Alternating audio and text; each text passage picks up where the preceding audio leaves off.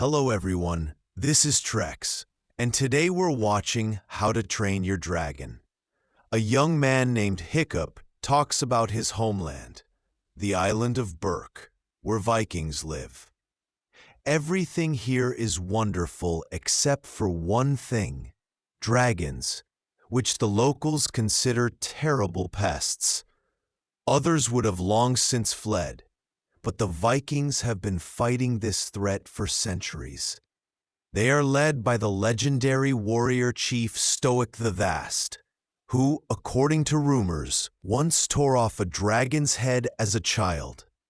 Hiccup also dreams of proving himself, but instead of battles, he works as an apprentice weapons maker under the blacksmith Gobber. He isn't allowed to fight since he can't even handle the basics. Hiccup admires the warriors, especially the girl Astrid, with whom he is in love. Despite the mockery, he believes he will achieve something great. One day, he shows Gobber his invention, a device that shoots twin bolas. However, it turns out to be faulty, and the master is furious, but Hiccup doesn't give up. The boy dreams of killing the most dangerous dragon, the Night Fury, which no one has ever seen. Suddenly, the Fury briefly appears in the night sky. Hiccup fires and thinks he hit it, but no one notices and he's only mocked. And what's worse, Hiccup's father is Stoic the Chief. The boy tries to convince his father that he struck the Night Fury, but Stoic doesn't believe him. He is tired of his son constantly getting in the way and causing chaos. Winter is coming, there's little food, and Stoic bitterly says his son is anything but a dragon slayer. Gobber tries to explain to the upset boy that he shouldn't try to be someone he's not, but Hiccup doesn't listen. At a village meeting, Stoic reminds everyone that their ancestors settled here because they knew that only by living close to the enemy can you defeat it. People are tired, the dragon's nest hasn't been found, and faith is weakening. But the chief insists their goal remains the same: to destroy all dragons. He orders ships to be prepared for another voyage to search for the nest. When Stoic asks what to do with his useless son, Gobber suggests training him. After all, Hiccup truly wants to make his father proud and must be prepared for hardship. Meanwhile, Hiccup goes into the forest to search for the dragon he shot and notices a broken tree, a sign the Night Fury was here. He finds it tangled in ropes on a clearing and hides behind a rock. But his excited exclamations wake the creature, which turns out to be alive. Hiccup raises a knife but can't bring himself to strike, moved by compassion.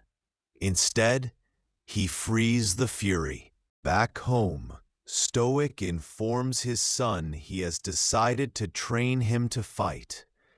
Hiccup tries to confess that he doesn't want to fight, that he realized he isn't capable of killing a creature. But his father insists and doesn't listen. Hiccup has no choice but to comply. The next day, the young Vikings arrive at the legendary training arena, excited about future glory. Hiccup joins them, barely holding a hammer. Every Viking child must undergo a fire trial to see who is ready for real battles. Gobber releases the first training dragon and orders the kids to take shields. The main weapon in combat, he explains, is the shield. It can deflect a dragon's aim. Hiccup hides skillfully, but Gobber doesn't like this tactic and forces him to step forward. He nearly dies in dragon fire, but Gobber saves him and repeats that dragons always want to kill humans. The boy wonders why the Night Fury didn't kill him then and goes searching for it again. He finds the dragon in a rocky gorge and sketches it in his notebook. He notices it's missing half of its tail, meaning he really did hit it, and that's why it can't fly. Later at training, Gobber analyzes mistakes and shows the Book of Dragons, ordering everyone to study it. But no one is interested, and only Astrid stays behind. Hiccup tries to talk to her, suggesting maybe dragons aren't so dangerous. But Astrid insists their tribe must wipe them out. He argues back. The Vikings invaded their territory and slaughtered them. Astrid accuses him of arrogance and reminds him he's the chief's son who gets everything handed to him. She won't let him take her place in the competition. She wants to win and one day become chief herself. Hiccup doesn't object and goes back to the book. Almost all dragons are described as deadly, except for the Night Fury. There's no information about it at all. Meanwhile, Stoic sails with warriors to the rumored nest, where they're attacked by dragons. In the arena, Gobber teaches the kids about blind spots. Astrid excels, urging others to take training seriously.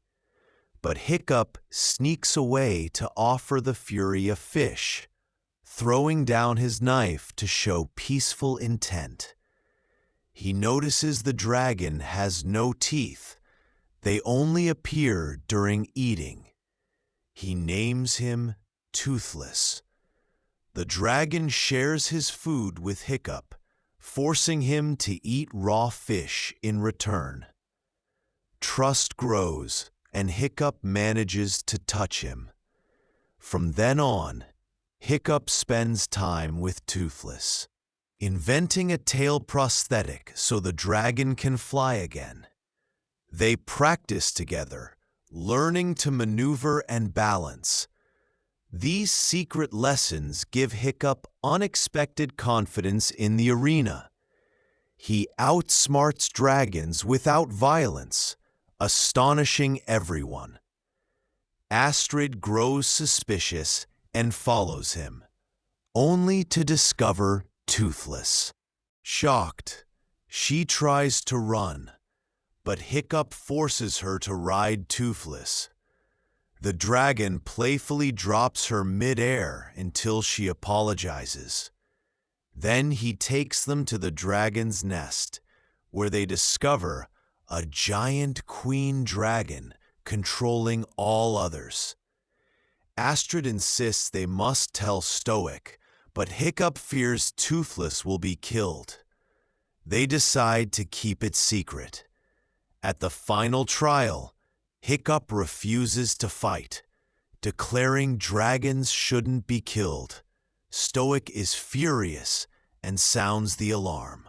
The dragon attacks, but Toothless rushes to save Hiccup, only to be captured. Furious and disappointed, Stoic disowns his son. Worse, Hiccup accidentally reveals the nest's location, and Stoic sets sail with his army, taking the captured Fury with him.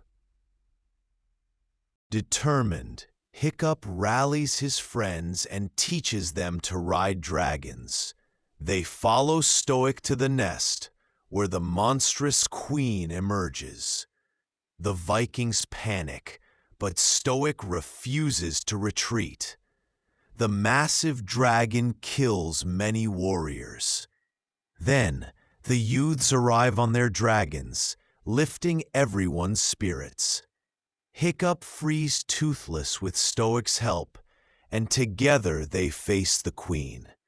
In a fierce battle, Hiccup and Toothless bring her down, but the boy is badly injured in the explosion. Everyone believes he's dead until they find him alive, though missing a foot. Stoic thanks Toothless for saving his son. Hiccup wakes at home to discover his prosthetic leg. With Toothless at his side, he steps outside to find Burke transformed. Now dragons live among people as friends. He is hailed as a hero, and Astrid finally shows her affection. The film ends here. Thanks for watching until the end.